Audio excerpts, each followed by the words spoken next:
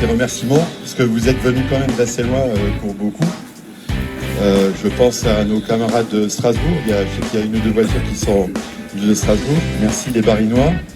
Je sais qu'il y a des voitures qui sont venues, une voiture qui est venue des Ardennes. Merci les Ardennais. Voilà, de la Marne, Sébastien. Merci Sébastien.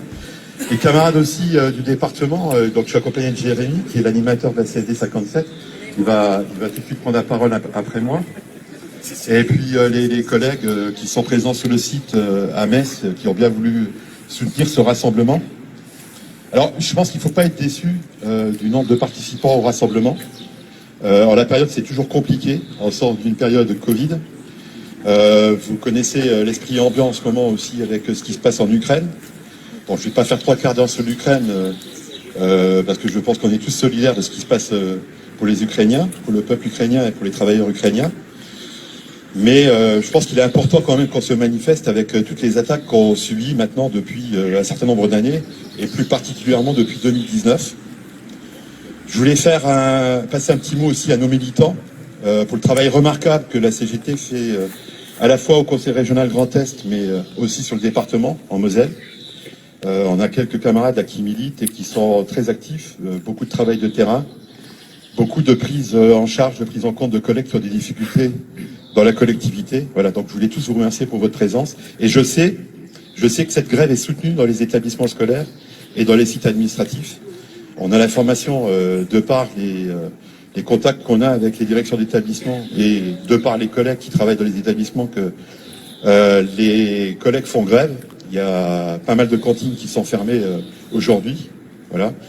Donc je pense qu'on peut déjà applaudir le soutien qu'on peut avoir des collègues et votre présence aujourd'hui.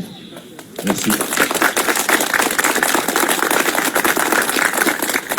Pour cette prise de parole, je vais laisser le plaisir et l'honneur à Jérémy de vous donner le contexte de cette grève. Merci. Camarades, on est réunis aujourd'hui parce que voilà plus de 2 ans et demi que nous subissons tous la loi de transformation de la fonction publique et par l'application de ces divers décrets, la mise en place des lignes directrices de gestion dans les collectivités, la perte de compétences de la commission administrative paritaire auprès du centre de gestion, plus récemment les 1607 heures, et très proche de nous, le 24 novembre 2021, a été votée la codification par ordonnance, pas été votée par ordonnance, la codification de notre statut qui a été mise en place le 1er mars 2022. Donc c'est la mise à mort de notre statut comme on l'a annoncé depuis 2019. Je ne sais pas si on a été à la hauteur de la lutte dès le départ. Il faut quand même admettre aussi nos erreurs. Je pense qu'on n'a pas été assez mobilisés dès le départ de cette loi de transformation.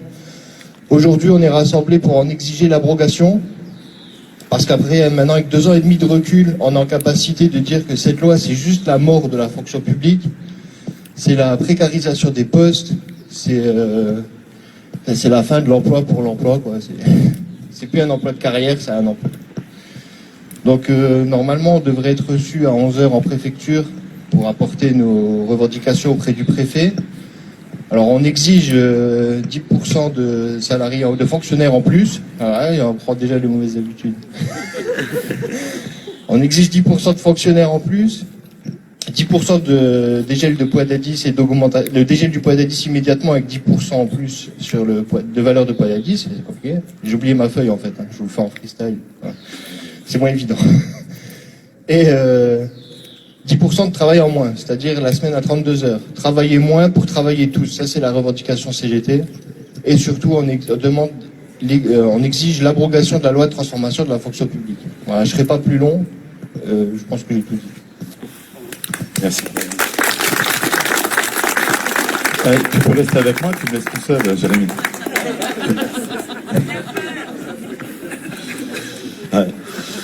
Ouais, vous m'entendez là.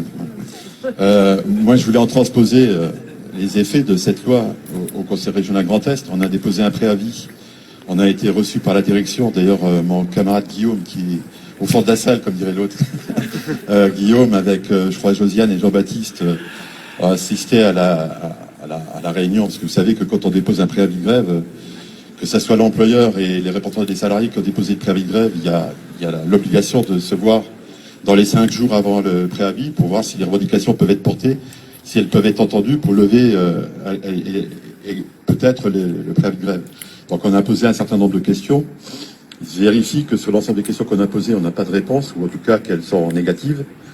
Quelques petites avancées, mais je pense qu'il ne faut pas en faire les choux gras, parce que par rapport à tout ce qui nous tombe sur le dos, c'est vraiment important. Donc quand on dit loi de transformation de la fonction publique dans les collectivités, l'impact il est clair. Donc quand ça fait 2 ans que cette loi elle est en place et que maintenant il y a la codification, le temps de retour sur cette loi, il est en ce moment. Donc tout le monde commence à constater les effets.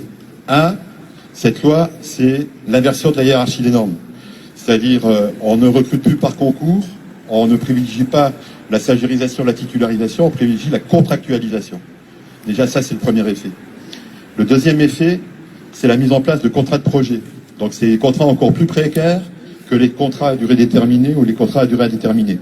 Clairement, la direction générale nous a annoncé au comité technique du 15 mars que la loi est là et qu'ils abuseraient des contrats de projet tant qu'ils pourraient les utiliser. Voilà. Donc ça, c'est déjà le premier effet. Le deuxième effet au conseil régional, on l'a vécu déjà il y a 1 an et demi, c'est-à-dire que les employeurs des conseils régionaux ont profité de la fusion des régions pour harmoniser le temps de travail, parce qu'on avait des règlements différents, et en harmonisant ce temps de travail, on a appliqué effectivement les 1607 heures. Ça a eu pour conséquence directe de manger 5 jours de congé, l'équivalent à peu près de 5 jours de congé pour les agents des lycées.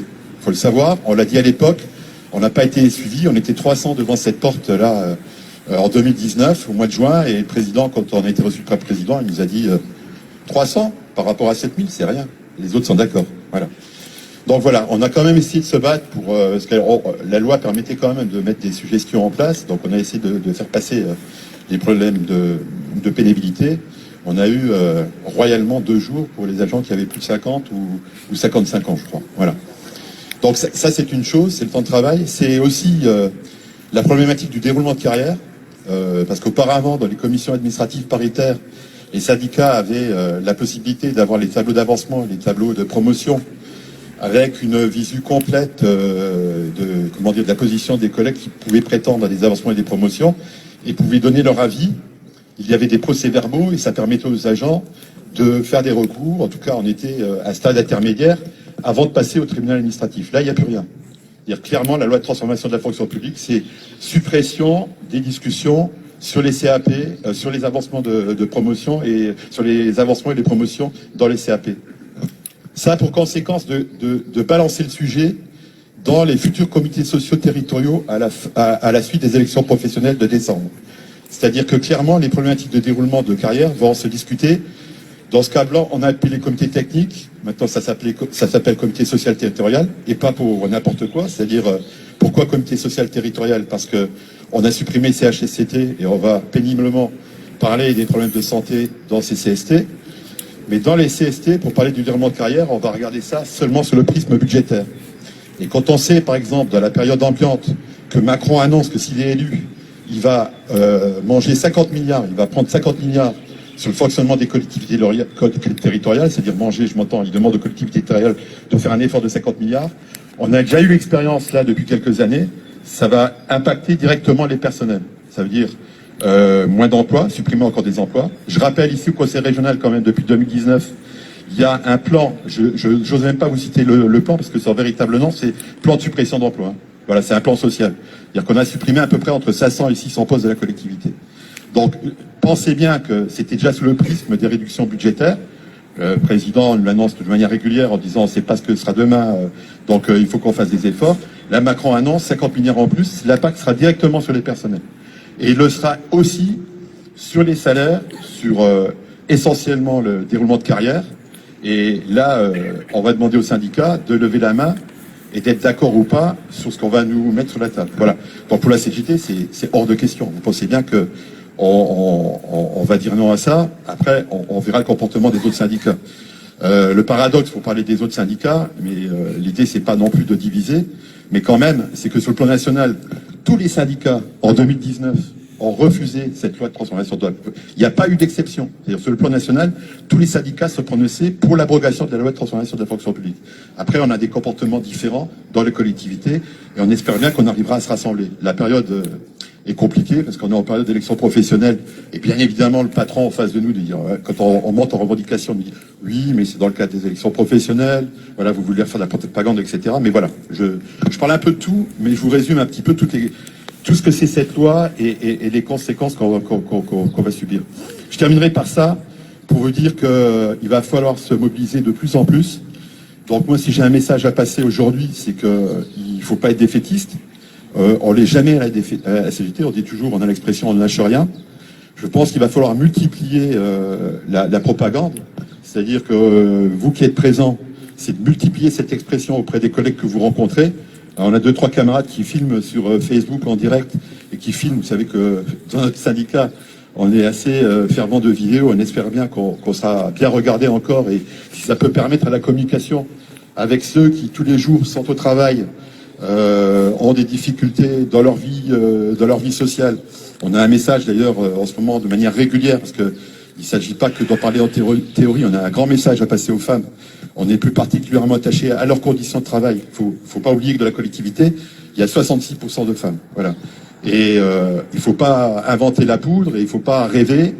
La majeure partie des femmes dans notre société aujourd'hui, elles sont à la fois au travail et ont durci leurs conditions de travail.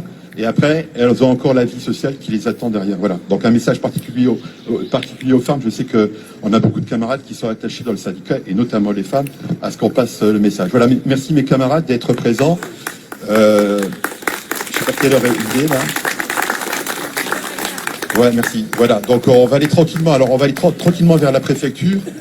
On avait envisagé de faire une petite manifestation en allant vers la préfecture, mais bon, c'est une rue à contresens qui va vers la préfecture, donc on va y aller tranquillement, à pied, on va aller se positionner devant la préfecture. Et effectivement, on sera reçu par un représentant du préfet pour à la fois porter quelques pétitions que vous avez faites sur le département et pour planter le décor, c'est-à-dire à la fois présenter les revendications nationales sur tout ce qui se passe, mais à la fois les revendications qu'on porte au Conseil régional Grand Est avec ce qui se passe en ce moment. Voilà, merci, à tout à l'heure.